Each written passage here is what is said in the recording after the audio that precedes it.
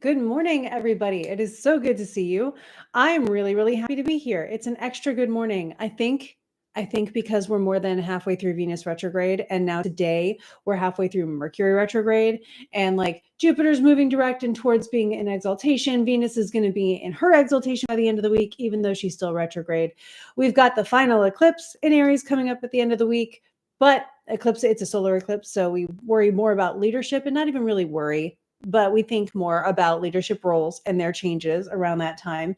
So, like, I don't know about you guys, but over the weekend, there was like this moment where my brain switched and was like, hey, I think we're ready to be happy again. And I said, yes, please. Can we do more of that? So, if anybody else is also feeling like wow, I think I might be ready to switch code here, I'm really excited for you. If it's just me, honestly, I'm excited for me. 'Cause it's been rough over here. Hi, Jackie. Hi, Russ. It's been good to see you guys in the chat. I have been sitting here for 10 minutes just waiting to start on time because I am a person of my rules. But I've also really appreciated seeing you there. Hi, Jenny. Hi, Melissa. Good to see you all. I hope you guys are having a really good Monday. It is Mercury Kazemi Day, which means that it's halfway between Mercury's beginning of retrograde and end of retrograde. Mercury will conjoin with the sun today, and in fact, is on the same degree as the sun now. Throughout the day, it'll get closer and closer and closer until they have that perfect sweet conjunction called Kazemi.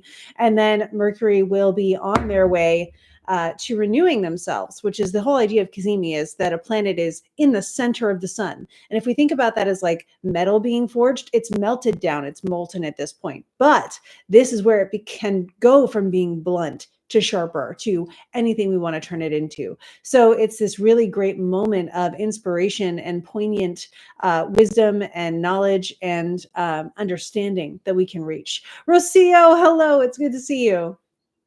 And Jenny, I'm really glad that the Monday Lives work for you. They work for me too. They really help kick off my week, especially right now. The last couple months have been a lot to go through in my life personally, but I know other people are going through stuff too. And I'm just really glad that every Monday, for the most part, when I'm not traveling, we have the ability to kind of focus, ground, center, and support each other, which is my whole goal here. Yes, we are talking about magic. Yes, we are talking about astrology. 100% those things help me stay happy in life and hopefully help you as well.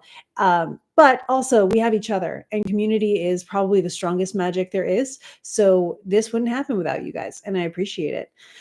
That being said, good morning, Kay. That being said, we have a whole hour that we get to chill together. We have a lot going on this week, like a lot, a lot. Some of the stuff is happening today, but the whole week is pretty much sprinkled with big events that are going to be occurring. For example, today we have the Mercury Kazemi, like I talked about. But then on the 27th, Venus is going to conjoin Neptune in Pisces, the last time that'll happen in our lifetimes. And then she'll move into Pisces first to conjoin with Neptune there. The reason this is the last time it'll happen in our lifetimes is because on the 30th, well, I want to say it's the last time it'll happen in our lifetimes. I have to measure that, and I'll tell you why.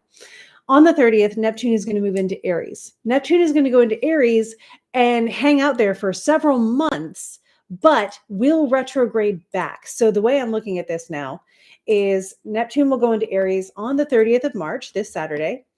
And then on the 22nd of October, we'll come back into Pisces until going back into Aries to stay on January 26th. Neptune will stay in Aries from January 26, 2026 until May 2038. And it's going to take a good long time for Neptune to get all the way back around to Pisces again. We probably won't see it as individual people, and that's okay. Nobody really wants a Neptune return. It's impressive enough if we get to a Uranus return, which is at like 84, age 84. So like, think about that. That's a lot of time. And if you want that, great. I wish it for you as well. I think I'll be good. I think I'll be good.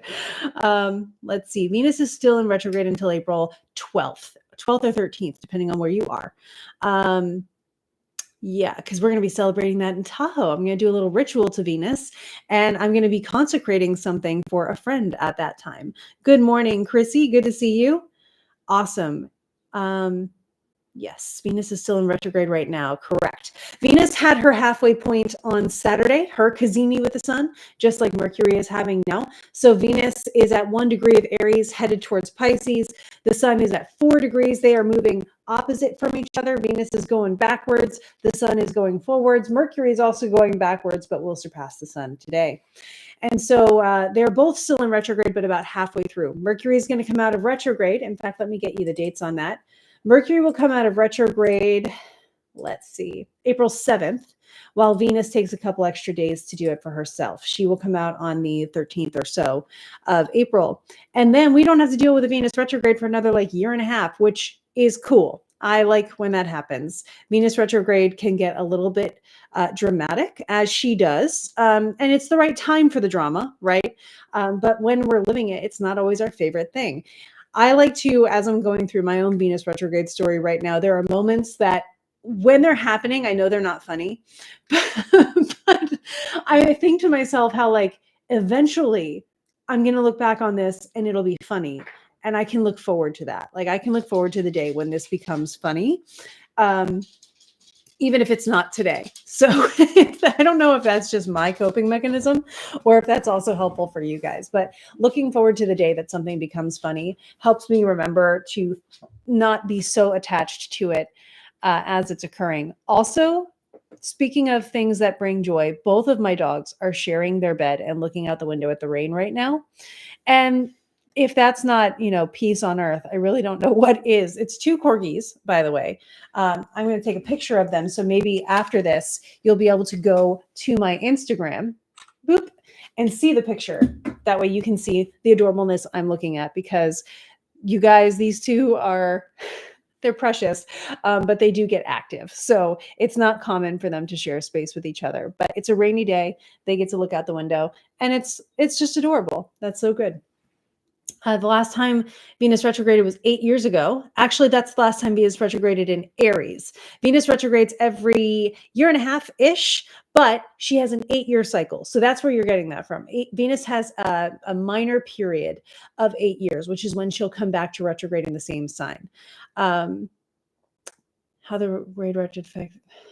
And did you say to see how that retrograde affected you, to see how this one might go? Does that question make sense? So Jenny, what I think you're saying is, would we look 8 years back and see how we were doing 8 years ago in order to get an idea of what's going on during this retrograde? And the answer is pretty much yes. There are other factors that go into it, but in the generalization of social media, that's what we would say as astrologers, because we can't take you into your own personal timing.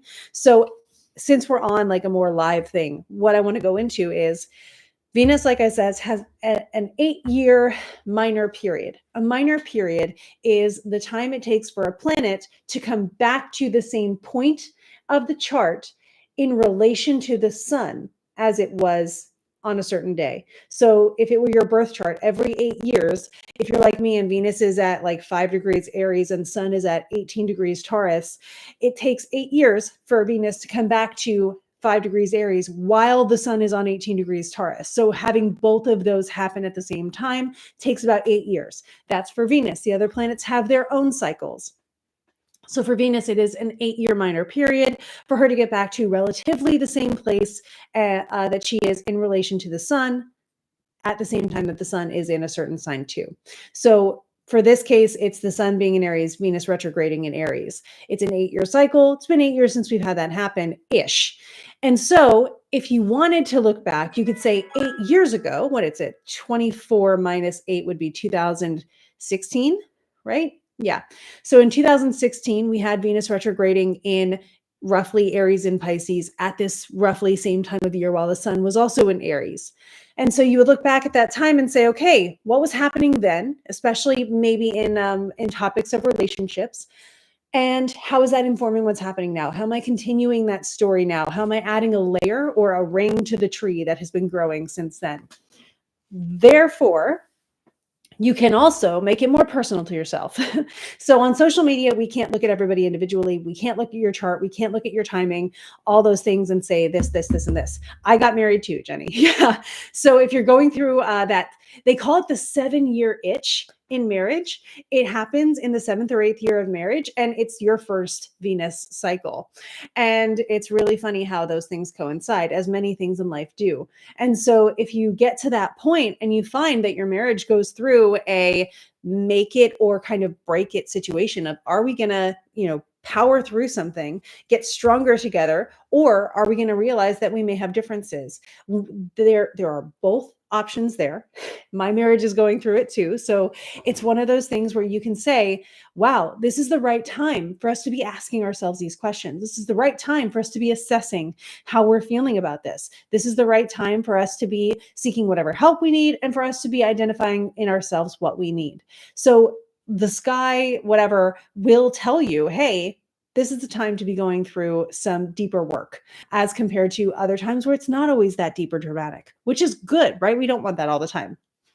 So yeah, it is really, really cool to be able to get that affirmation and confirmation from the sky. Um, yeah, see, and that's Rocio.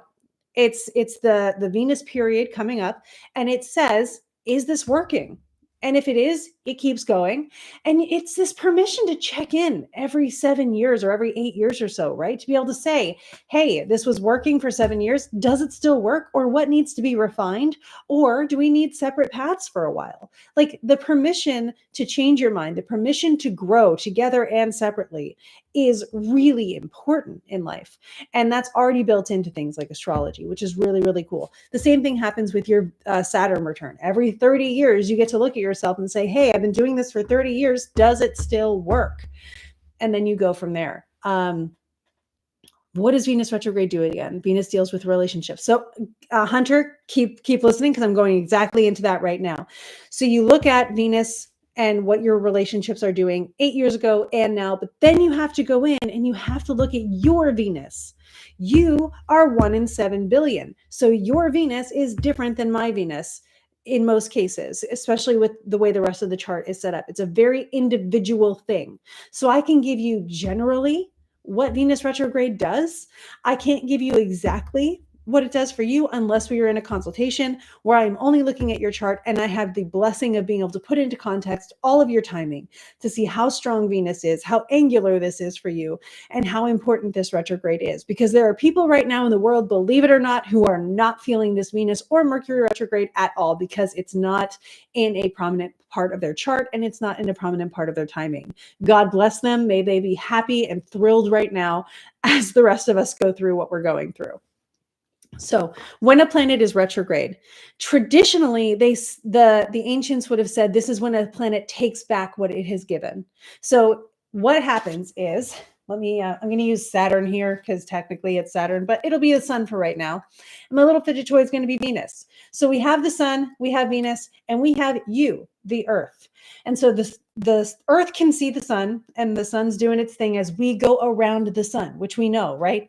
Venus also goes around the sun, but we're seeing it from a two-dimensional perspective. So as Venus is going around the sun in a circle, we're seeing it like this. And for you, even though you know I'm going around in a circle, it just looks like it's back and forth. So when Venus is going direct across the sun, we get one thing, but then she takes back all that space that she covered. That's the retrograde. So Venus going direct doles out certain things, leaves, a trail of breadcrumbs, and then comes back and eats every single piece. And that's how a retrograde works. So what they were thinking at the time is if she's recovering these degrees, then she may be taking back what she gave at that time.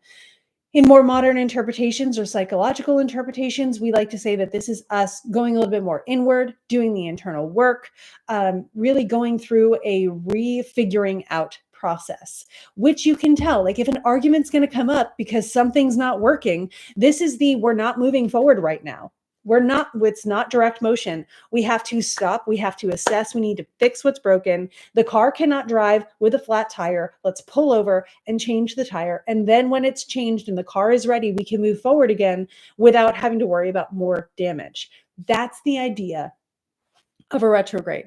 So it's a planet that is moving backwards, that is moving slowly, that cannot do what it normally does, because it has this backwards motion from our perspective on Earth. Venus, of course, is still just going around in a circle. But to us and to the effects that she has on us, it looks like she's doing this. And so that is what we're receiving right now with both Venus and Mercury at the same time in the middle of eclipse season. It's a lot. So if you've been feeling like it's a lot, I just want to validate your feelings. Yes, you are going through a lot right now, and that's great. You're doing a great job. You're over halfway there for all of it. And now we get to really kind of look at what we've learned and say what's going to happen now. And I can tell you that to the day for me, Mars retrograde did it and Venus retrograde has done it. The day the retrograde station happened, I had a poignant thing in my life. The day that the Cazimi for both Mars and Venus happened, each time I had a poignant thing in my life. When Mars went direct, something important happened. And now Venus going direct, I imagine will have important things as well. I will be in Tahoe at the time with people like Liz and Rocio. So we will see what comes around about that time. So hopefully, Hunter, that helped give the general theme of Venus retrograde, but also explain how astrology is way more detailed than what we can put on social media most of the time, because you are so much more unique than the general timeline persona that we can really function with right now. Cool. Awesome. Glad that helped. During the Tahoe getaway, would you be able to go over my solar return? I was shy to ask before, but not after traveling to Egypt. Yay. If we have time, Rocio, we're going to be working with like at least 15 people there. So if we have time, yes, but also not in front of everybody, because then everybody's going to ask for their solar return. And that would be a lot of work. Solar return takes me about 2 hours to prepare, typically. So I would be doing it generally at a glance, but if I were to do it with someone in consultation in the space of a consultation where we have dedicated time, it takes me 2 hours before I even meet with you to prepare it. And then we meet and we talk about it. So there's a lot that I want to bring into consultations to make sure you're getting as much information as possible. I think your solar return is around that time, because I do remember, I think I promised you I would do it, and I will fulfill that promise. Yeah. So if I did tell you I would do it, of course I will. Just make sure that I am reminded, because my head's going to be all over the place, because I'm preparing magical stuff for us to do. I'm really excited. I was doing some research today on what we're going to do, and it's going to be really fun. So I can't wait. Yeah, cool. What is everybody drinking today? Because I am drinking water. Mostly because I still have my Invisalign, so I can't drink coffee that often. And also because allergies have set in, which is rude. Yeah, I'm excited too, Rocio. One of these days, I should just do a, Chrissy, if you want to schedule a consultation with me, go to my website, contact me, and I will set it up. Because technically, you only get a consultation. They have access to my consultation link. That's where people can actually go and schedule consultations with me. But if you do not want to join the Patreon for whatever reason, that's okay. Contact me through my website, and I'll see if I have space on my schedule. I'll get you in. Electrolytes. Electrolytes are important, Jackie. Underestimated for sure. Gabe. Round of applause, everybody, for Gabe. Gabe was in a panel over the weekend for World Astrology Day. And it went really well. Of course it did, because Gabe was involved, but claps for Gabe. I'm really glad that that went well for you. And that was on the Venus Cazimi, which bold move, you guys. And I'm glad it went super well for you guys. Cool. Okay. Yeah, Chrissy, if you are in the, I think, book club tier or higher, you go into our shared document and the consultation link is right there. And you also get discounts, which is good. Cool. Yay, Gabe. Exactly. That's what we like to see. Gabe is a phenomenal astrologer. So I just like to point that out every once in a while. I learn a lot from Gabe. Water and Gatorade. My allergies are attacking me too. Oh, so we use electrolytes for allergies. Interesting. I've been using honey, but you know what? I've been getting the messages that I may be low on electrolytes. So if that's a thing, I'm willing to explore it. Thank you guys for the insight there. Got to tell that to Dan too. Poor dude. He has such hard allergies. Yeah. Cool. I think I'm caught up on the current questions. One thing I want to make sure we do cover, because we're talking a lot about Venus. We've got an eclipse coming up, big deal. We've got Venus switching signs this week. We've got Mercury switching sign this week, both of them going back into Pisces. Venus is fine with that. She's exalted there. She's still retrograde, but like maybe better retrograde than when she's in detriment as she is in Aries right now. Even though no, that was over the weekend. Never mind. Cancel that. She was Kazemi over the weekend. We've already passed that point. Mercury actually is not so keen on Pisces. So today we have like the best part of Mercury's retrograde because we have this Kazemi with clarity and insight and all that stuff available. But then Mercury goes back into Pisces. We've already experienced that. Mercury was direct in Pisces before. Now Mercury will go retrograde until they don't. And then when they move direct again in the beginning of April, they'll hightail it out of Pisces and we'll be good to go for quite a while on Mercury's part. It will take Mercury a good bit to be back into a sign of their detriment, which is great. I don't know if electrolytes work for allergies. I'm just a little dehydrated. You know that too. That's a thing. We always forget that water and shout out to Russ from our time in Japan last summer. Russ made sure we all got our electrolytes and made sure to emphasize that water is not the only component of hydration. I was especially grateful for that. And yay, thank you, Russ. I know you're watching right now and we appreciate you. Russ had the electrolyte stock. It was good. So grateful we switched to YouTube. Yeah, I usually take notes. This morning has been hectic. I think I need to hear today. I'm really glad you're here, Mimi Bear. Good to see you. I'm really liking YouTube. The only thing I don't like about YouTube is that for me, the video is inverted. So you're seeing a hand move that is the opposite of my hand moving. And so if I try to do something, I'm going to be more uncoordinated. And that's my only gripe. Other than that, though, I love it. Mullein leaf helps with allergies in the sinuses and lungs, which is where I need it. So I'm going to look up some mullein leaf. That sounds great. Russ is great, Liz. Can confirm. Yeah, otherwise we all fall over. Yes, it's ring around the rosy when we don't have our electrolytes. Oh my goodness, the pups are falling asleep. It makes me happy. So the other thing that I'm trying to work my way to that is really important this week again is to mention that Neptune is moving into Aries. Now, Neptune is a slow moving planet, right? So for context, Neptune has been in Pisces since, let's see, hang on, I got to go back a little bit here. Neptune has been in Pisces since 2011, I think. 2012, February 3rd, 2012. So from 2012 until, let's say, January of 2026, right? Neptune's been in the Pisces situation. We are going to get a preview of Neptune switching signs from Pisces into Aries.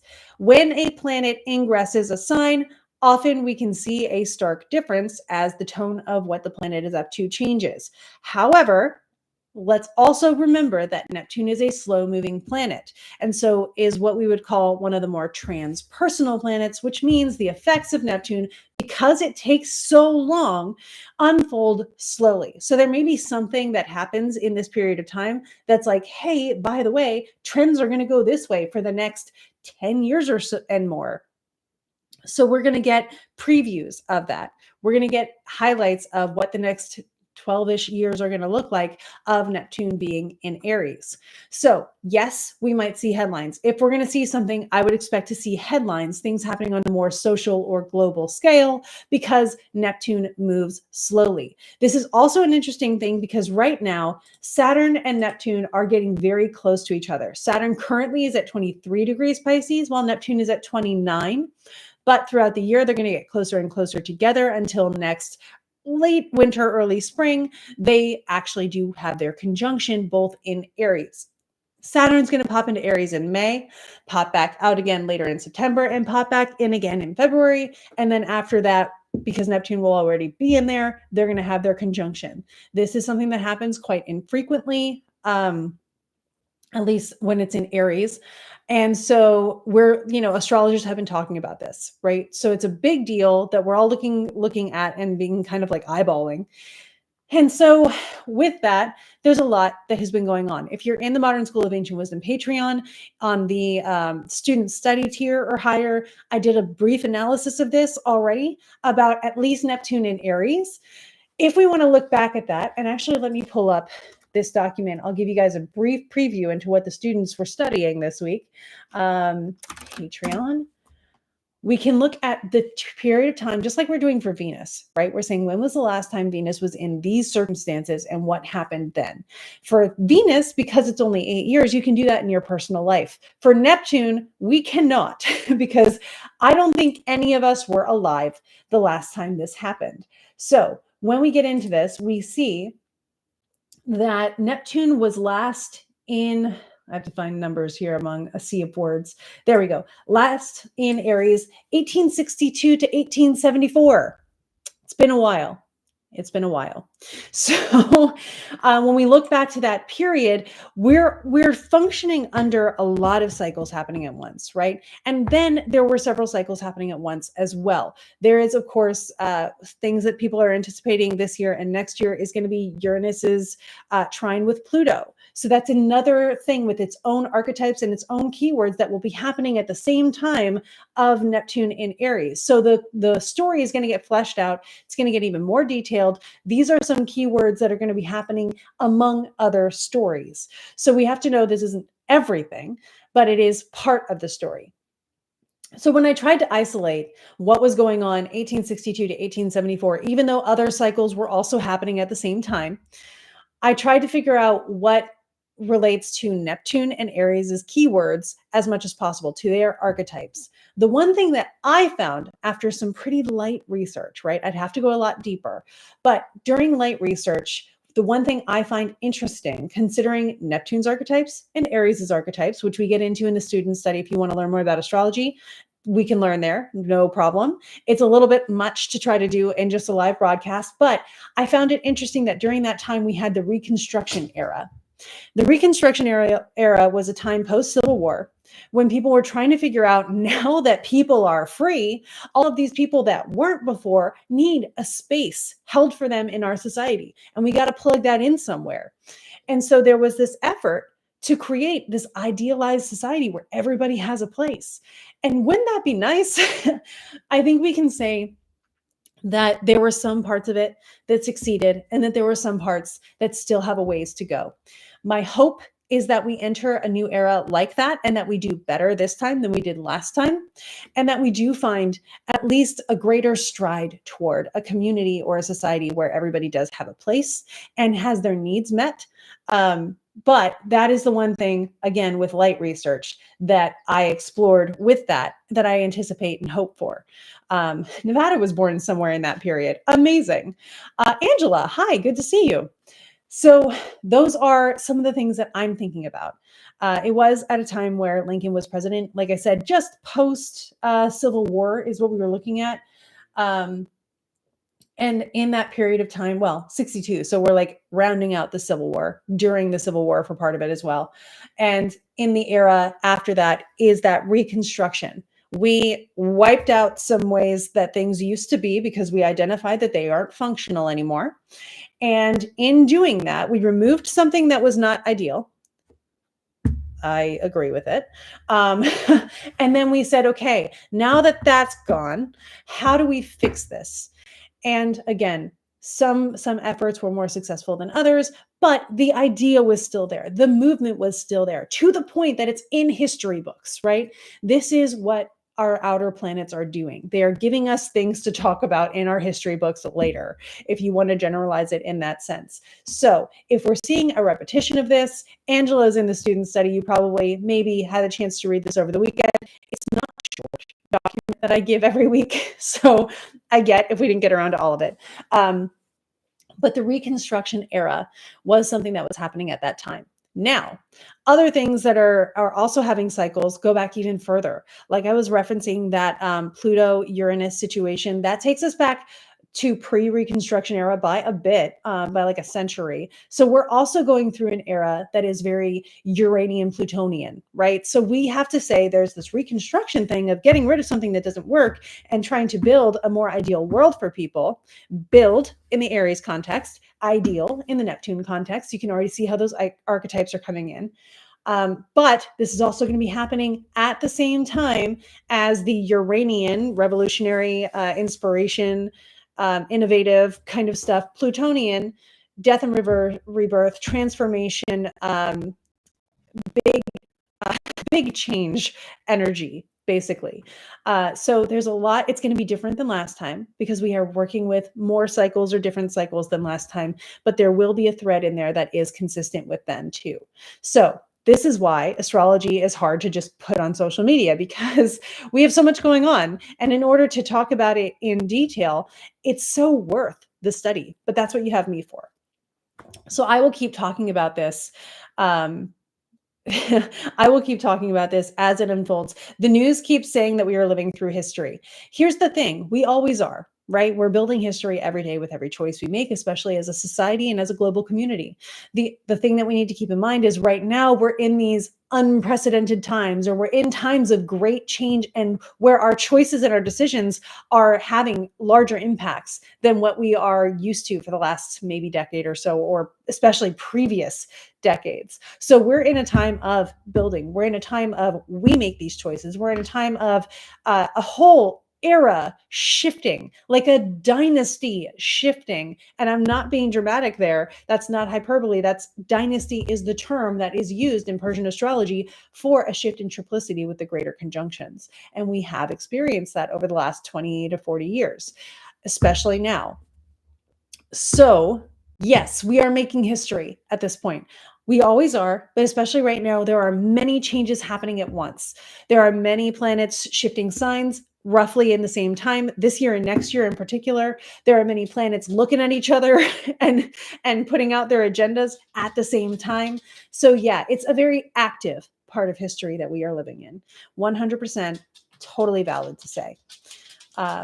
We're so I'm so happy to be here, Russ. Thank you guys so much. Meg, hi Meg. Meg is also in our student study. We were just going over some of the stuff that was in our last what is it? What the Ancients Say and Magical Works for March 24th through 30th. Very active part of history. Yep. I am nothing if not diplomatic, Angela. I do my best. Because I have opinions, and I like to say this, I have opinions, but in astrology, my opinions are a personal thing. When it comes to the actual astrology, I am but a person functioning in the astrology. I am a person holding on to the pole as the wind blows, just about like the rest of us are. My job as an astrologer is to give you as much of the general data as I can so that you know if you need to hold on to a pole and grip tightly, or if you're ready to go surfing, or whatever the situation might present. I'm not here to tell you how to live your life. I'm here to tell you what the conditions are like so that you can make choices for yourself, which is my whole agenda. And I love it. It makes me really happy. And I'm glad you guys are here to hold space for that with that. Yeah, so hopefully that helps. So that was a lot, but it was really important that I kind of acknowledge the week that we're in. This is a big week. It's an active week. We have 3 planets transiting into new signs. 2 of them are personal planets, both in retrograde. And then there's Neptune. And then there's Neptune. And so we are looking at that Neptune situation. And if something like major happens this week, that's something that we could think about is like, oh, this is a big shift. And this is a shift that we're going to see unfold socially over the next more than a decade. So again, whatever comes up, know we have time to process it. And if it's especially on a social scale, that's something that we are changing our scenery with. Not to mention that just before Neptune does that, we still have an eclipse this week. Like, let's not forget the sun is going to go out later this week. Now, it's not a total eclipse, even at its most visible point, which is going to be somewhere over the northern Atlantic, Iceland, Greenland area. It's only going to be 97% occluded. I know that still sounds like a lot, but it's not 100, so it's not a total eclipse.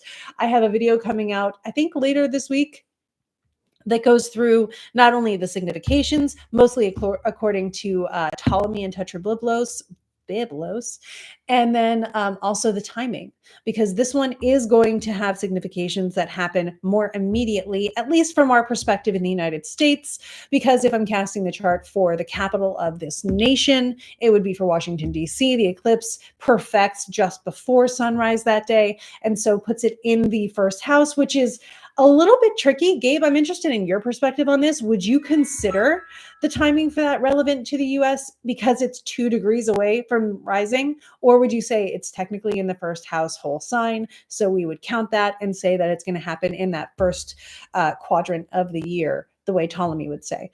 I'm interested in your input on that. I kind of went both ways. I said, if it's going to be effective, here's what we're looking at. So you'll be able to see that timeline and my best educated guesses at its timing and what it might mean. Yeah, thank you, Amber, for reminding everybody. I appreciate that. Yeah, so like I said, astrology has been super fun to study this week. And I appreciate that you guys are all here. If anybody has any questions, I am open to them. We've still got tons of time. And if there's anything that you're interested in hearing about, remember, we do astrology, we do folk magic. I'm into theology too. So if you got questions about that, deconstruction of Christianity, I'm about it. Let me know how I can help and give you resource to your own exploration and research. That's my goal. Not here to tell you what to think. That would be a failure in my book if someone said that. Yeah, cool. So Gabe says it's angular too. Awesome. I always get really excited when Gabe and I agree on something. It means that I did something right. You are one of my standards that I hold myself to, Gabe. So thank you for that. Yeah, it's basically conjunct the degree, even though it would technically be, well, I guess it would be in the first house because, yeah, so it would be in the first house. If it were risen, it'd be technically in the quadrant 12th house, which would be a different thing, but it's applying. You're right. So that's even more important. Some astro jargon for you there. Sorry, guys. Leslie, oh yeah, thank you. Amber, I appreciate you so much. Cool. Yes, I'm very excited. So when it comes to an eclipse, some general things. Solar eclipse is well, let's get into the significations of it because that's the most important. The timing is fascinating and there's a lot to talk about there, but I'll get into that in the whole video. General things for a solar eclipse. Just because it occurs on a certain day doesn't always mean that what it's predicting occurs at the same time. In this case, it's more or less the same because, like we were just talking about with Gabe, it is on that ascending degree. However, it still is a transit. And I was talking to someone on the Advanced Astrology subreddit. If you frequent that subreddit, sometimes you will see me in there. And I will be the one citing ancient sources as much as I can to sort of ground anybody who's just saying what they've made up so that they can have contributions to their research too. And so recently someone was saying in there, if we don't see the eclipse from where we are, why do we care that it happens? And this is a great point, right? If we don't see the eclipse, does it affect us? Especially like, can you run away from an eclipse is another thing. Like if a lunar eclipse is 100% totality over the United States and I'm in Egypt, do I get exempt from the eclipse even though it's happening in my perfected sign? The answer is no, at least in my case. So this solar eclipse, which happens on March 29th, from Baltimore up, you will be able to see some of it, not a ton of it, but some of it, a portion of it. It's mostly, like I said, over that northern Atlantic Ocean area and into some of Europe and Russia. But just because you can't see it, does that mean it wasn't there? If a tree falls in the woods and no one's allowed to hear it, does it make a sound? We like to say yes, right? So in the same situation, we still, if you're looking at it on the chart, this is one way that I went about it. If we're looking at it on the chart, we're still seeing the sun and the moon near a node. This has delineation all the way back to Valens. If the sun and the moon are near a node, there is a delineation for that. Also, if we think about it from a more visible standpoint or from a condition of that planet, or in this case, light, we are thinking about the sun and the moon now not functioning to their normal. It's not the same, but it's an interesting comparison since the sun and the moon do not go retrograde. They do eclipse each other though. So again, they are not moving backwards, but they are not able to do their normal thing. So just like Venus isn't Venusing in her normal way when she's retrograde, the sun and the moon are not providing light in their normal way when they're eclipsing each other, even if we don't see it from our perspective. They are still in a position where they're a little bit wonky. And so by transit, we still think about this as something that is relevant. at least from my perspective, having done the research that I've done. You can't run from the eclipse. I actually have, I tried to go see the eclipse last year, the 100% totality eclipse over like New York State. And I have a sweater that says, "Hello, darkness, my old friend," which makes me really happy. And true to form, I was wearing the hoodie when clouds covered the eclipse. So it was dark and we didn't see the eclipse. But yeah, I apparently would do really well making a t-shirt store. I've had a friend on another podcast that I feature on occasionally also say that they want to do t-shirts with me. So I need to start actually writing this stuff down. Jenny asks, would the Farmer's Almanac be a simple way to track plants as someone that doesn't always understand astrology? Especially if you find a Farmer's Almanac applicable to your area, I would say that's really good. It tells you when to plant and that kind of stuff for sure. That's a really good resource, actually. Yeah. Yeah, because that's the whole design of a farmer's almanac is when to plant stuff. So it does take astrology into some account. It's actually more folk magic-y than you would imagine because it is taking astrology into account a little bit. But yeah, if you're into plants and stuff and the astrology is not really the thing you're focused most on, Farmer's Almanac is a great way to go. I know a lot of folk magicians that refer to a Farmer's Almanac for their general understanding of when to plant stuff. Definitely a good resource. 100% yes. Hopefully that helps, Jenny. Great question. Awesome insight. Good job. I live an hour south of Buffalo. That eclipse brought so many tourists to my area that I forgot about it. I was late to work because most of the time there was no traffic. Oh, I'm so sorry you were late to work, and I'm sorry that you didn't get to see the eclipse. I should have been towards Buffalo because we were about like an hour or so away from there, and it was cloudy where we were. It was so sad. It was like storm chasing. In storm chasing, you like try to predict where the atmosphere is going to be disturbed enough that a storm will develop, particularly a storm capable of tornadoes. And you spend most of the day doing absolutely nothing. And then around noon to 2, you start getting the measurements of the weather that's happening. So you can be like, okay, where is this likely to go off and where should I go? And we would like go states away in order to get there. And then you get there and you just hope that you're there at the right time. The same thing happened with eclipses. I was not near Jamestown. I was near Utica that day. We started in Utica that day, and then as we started watching the weather develop, we tried to just go where the radar said was going to be clear, and eventually ended up not where the sky was clear. The radar didn't measure the clouds as much, but they were enough to not fully block it so we could see. Like, I didn't need my glasses, let's put it that way. And it was still really cool. I had a great time. I was there. It was great. I have one who was pleasantly surprised by how magical it feels. Yeah. Yeah. The almanac, Jenny. Yeah. Almanacs are very magical, actually. I wouldn't, they're kind of like grimoires. They don't have like spells and stuff in them, but they have a really good handbook on how to do stuff. What kinds of folk magic, ritual magic are in the works for Peru? Is any of it a closed practice? I haven't looked at Peru yet. I'm studying Iceland. So I have to work one trip location at a time. I am looking into Iceland right now, which feels really accessible since some of the Icelandic magic comes from Germanic magic, which is where my lineage comes from. So there's a lot of Icelandic magic that I'm working on. Anybody who's coming to Iceland, I'm going to be making magic for you.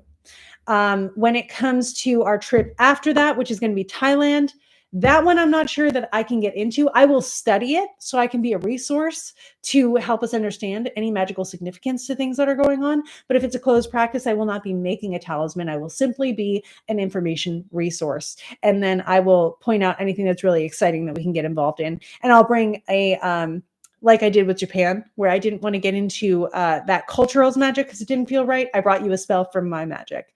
So you will still get something no matter what. So Peru, I will be looking into that as well. But if it does feel like not my place, I'll bring you something from something that is my place and study it well anyway, so that we can still get at least a general appreciation and hopefully find experts who can tell us better. So that is my goal. The The Poetic Edda for Iceland. I'm reading. I can't remember what it is. I actually found a grimoire, which has some historical context as well, and I'm pulling from that. It's partially translated by Robert Zoller, actually, who is someone that I know from other translations in astrology and elsewhere.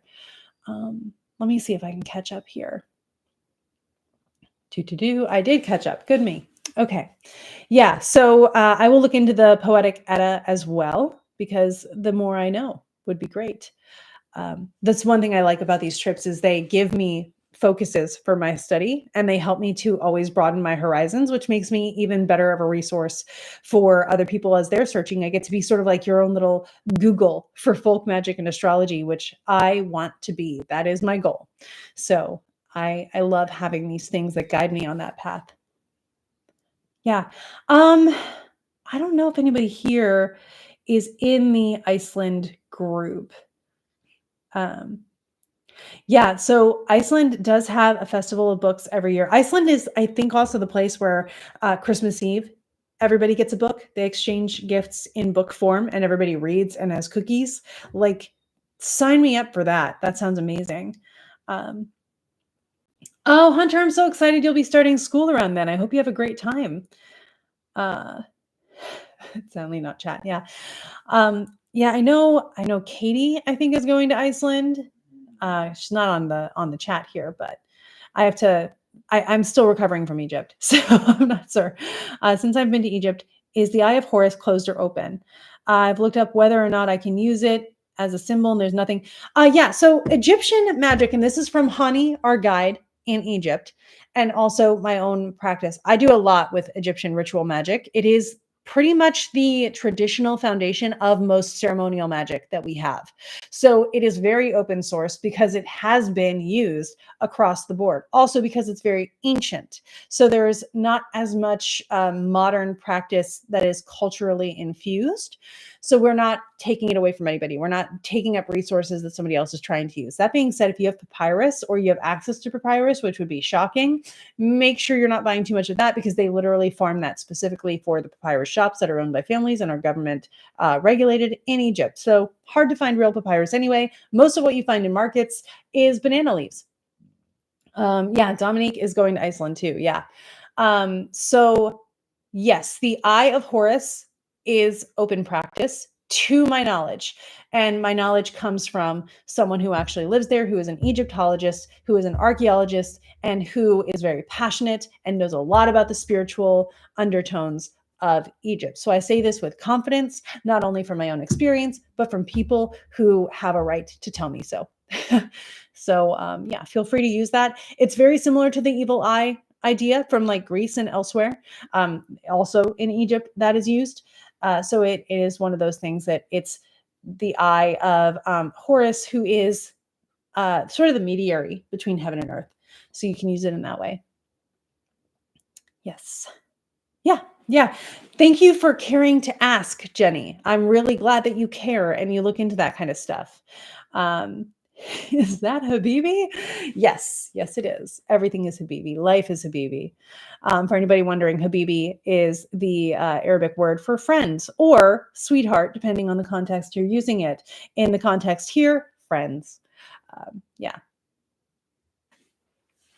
Cool. Habibi. Yeah, we have plenty of Egypt people in the chat today, which is beautiful. Anybody, if you know, you know, I have signed up for the premium of Telegram. So watch out for my emoji game, which has now been stepped up.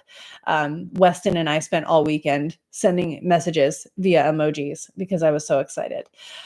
All right, Russ has a theology question. Do you think it's important for people to learn to decouple gratitude and worship when working with deity type entities?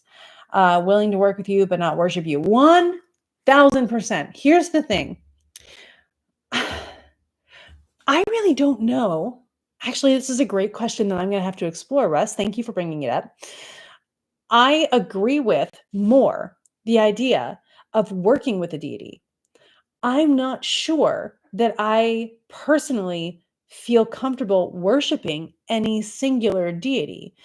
The idea of worship to me is very much, it feels, and anybody debate me on this. Totally fine with it. The idea of worship to me feels like handing over power in a way that also hands over our individual thought. And I, even after, I study the Bible, I read it every day with context, with footnotes, with essays, and I'm doing as much as I can to understand it culturally and historically, which is a rant I want to get into, by the way. What historically meant back then does not mean what it means right now. And I'm mad that no one told me this before.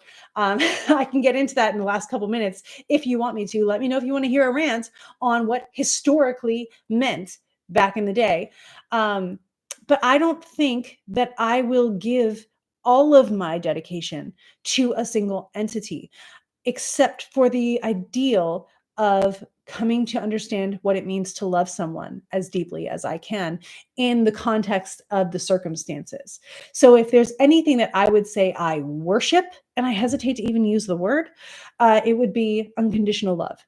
That is the ideal that informs and educates my choices. That is the ideal that informs and educates the way I see the world. And so I think that's the closest I come to what I would consider worship from my experience. That is the thing that I give most of my energy to regularly. So yeah, that would be it. I work with many deities that I view as expressions of the creator, and I work with them in their capacity to help me understand something in the way that they are designed through their intentions and through their archetypes to help me understand. And in doing that, I think it helps me to come to understand other people better. It helps me come to understand myself better and all of creation better, which to me always goes back to, one way or another, the concept of unconditional love and how to love each other and how to make sense of everything around me by that standard. So I think that is my sort of response to that. If I can do better, please let me know. Guide me to how I can answer that a little bit more. Um, okay. Okay. So we're going to take these last couple minutes. Jackie, I feel the same, not comfortable with worship, feels more like working and learning with mentors or friends. Same. Gratitude feels so much more deeper with that mindset. Yeah. I think that's why one of the energies I work with most is the energy of Christ personified and maybe embodied in Jesus. But the Christ energy of, like, can we just figure out what the best way to love each other looks like right now? Cool. Cool. So I learned this yesterday. I'm going to go on a rant right now about what history means.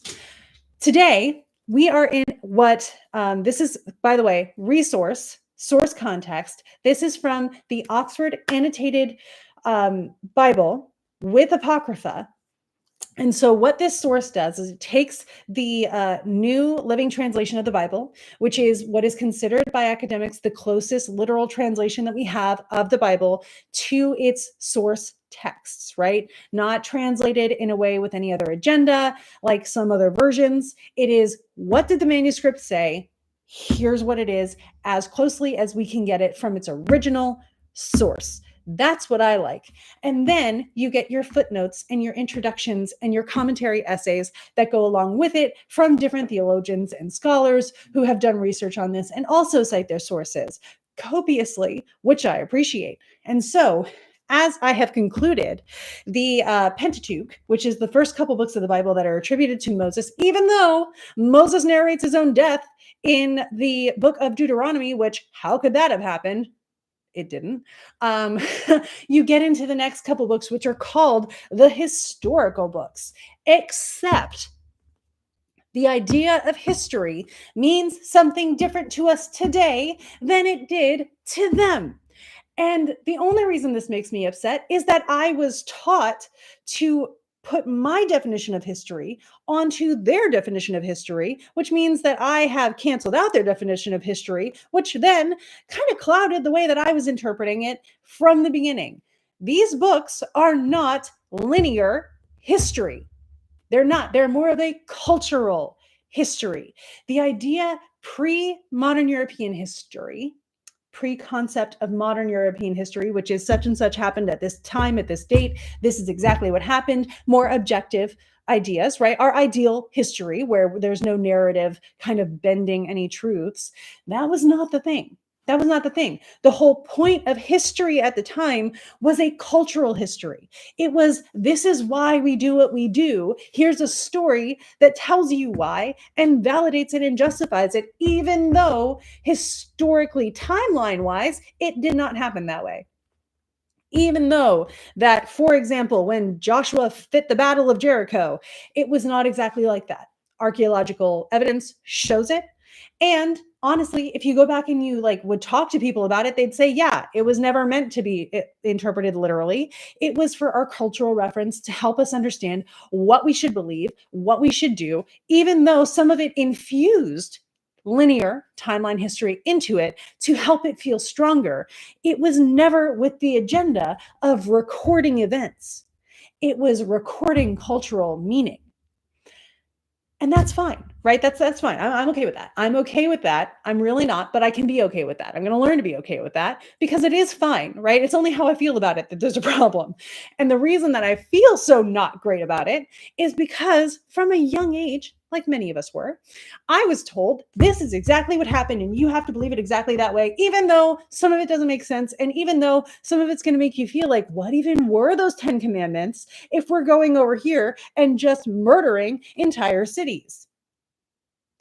It doesn't make sense, right? And it's not supposed to, not in the way that we're trying to make it make sense. So when you are reading, let's use the Bible as the example here, right? The historical books, that's what they're called, are not linear history, timeline history. That's not what they were written for. That was not what was in the heads of the people who were writing it, who were not, by the way, Moses and some of the people attributed to writing it. That's a whole different rant I can get into later once I've educated myself better. What we are reading is the cultural history. It's kind of like a mythology. And that's okay. It's totally fine that this is the story they chose to pass down to give themselves pride, understanding, and a deeper knowledge of what is meaningful to them. Every culture has it, right? Every culture has it. It's the lore, right? We don't have to call it history. It's the lore. The problem that I have is that this book in particular has been gripped so tightly by a particular section of humanity, going to say it, the fundamentalist Christians, and the type of belief systems I myself was raised in. They've gripped it so tightly that they have made it mean something that it was never meant to mean, and therefore the book now has a harder time being heard for what it is.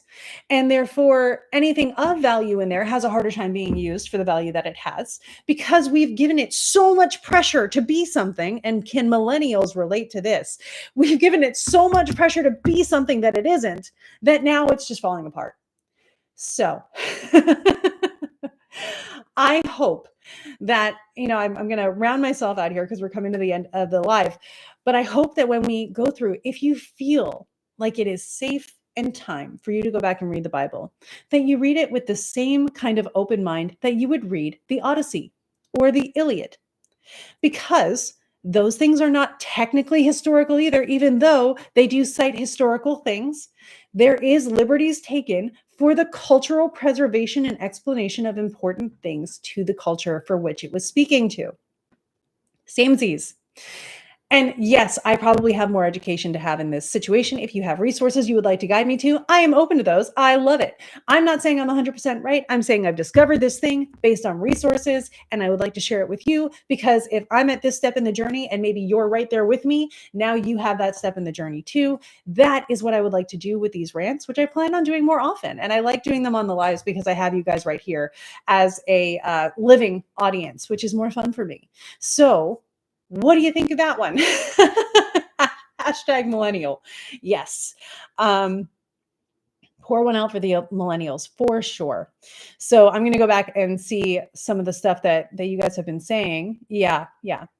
So if I do more stuff like this, do we like that? Is that something that you guys don't mind me taking 5 or 10 minutes to do on occasion? I also feel the same. I'm not comfortable with worship. Yeah. Okay. So I did read that already. Let's see. Christina, I love it when you rant. I'm glad some of you already know that I do rant. Yeah. Russ, I'm really glad the answer about worship was a satisfying response for you. Thank you for letting me know about that. Um, yeah, I do appreciate source materials, Jackie. They are very important to me. And I also appreciate context for source materials, also very important. That's why translations are so important to be done by people who know, especially like in astrology, right? We have so many astrological translations that are just like, this is what it said. But because they were doing that, they missed out on what it actually meant. And so we don't get the actual how to because there's so much nuance that only is understood culturally by an astrologer who's within that certain context. So it is really important. Kay, your mom's one of those Christians and she came to visit yesterday. I hope that went well for you. Do you think that's why working with deities is interesting? Because you're able to build a more personal connection than following a very strict set of rules, depending on who you work with. I think, now, Jenny, I'm going to get into this too. Yes. And also, it works for the Abrahamic pantheon just as much as every other pantheon. I do call it the Abrahamic pantheon. That's going to be your saints, your angels, Jesus, Sophia, the creator, maybe known as Adonai, maybe known as God, maybe known as Allah, however you want to relate to it. Again, it's about how you relate. So yes, on every level, across every pantheon, I do agree with this for where I am today, right? But yes, yeah, depending on who you work with, I think that personal relationship, which is one of the tenets I grew up with in the church, have a personal relationship with God, even though they didn't tell you how to do that. And maybe you have a personal relationship with God by interacting with God in a facet or a nature, which could be a deity, or in the context of Abrahamic religion, an archangel or a saint. It's there. Just the way that all of the Egyptian deities were considered to be a nature or an expression of a single creator, like Sekhmet was protection and also like healing and all those other things. Sekhmet was the part of the creator that was expressing as this, just like you are the part of creation that is expressing like you, which we can then pull apart if we want to from your chart or from just watching you go and be you, because that's amazing. Mini rant. But yes, Jenny.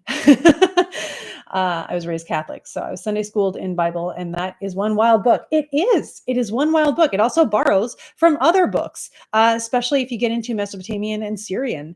There's a lot in there that's like, oh, this was actually common in this era, not just for this culture.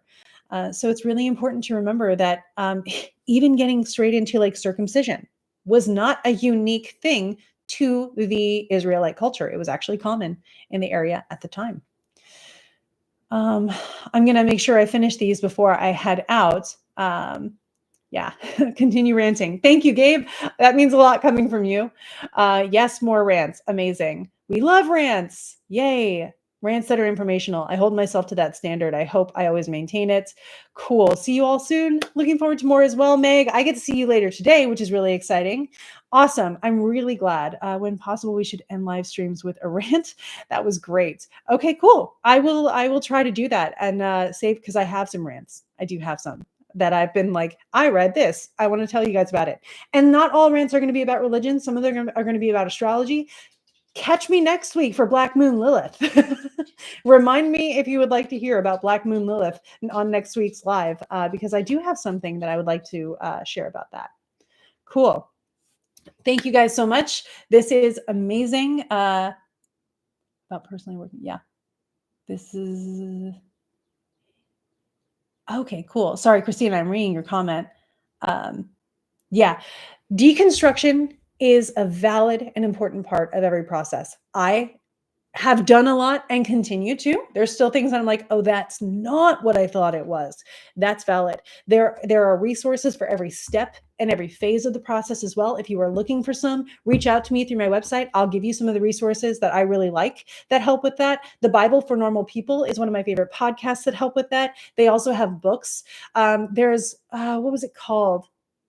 I think it's like God After Deconstruction is actually the name of a book that's very short and has an audiobook and everything, which is a really good introduction to like, what do I do with this whole concept? If that's something that you are looking forward to.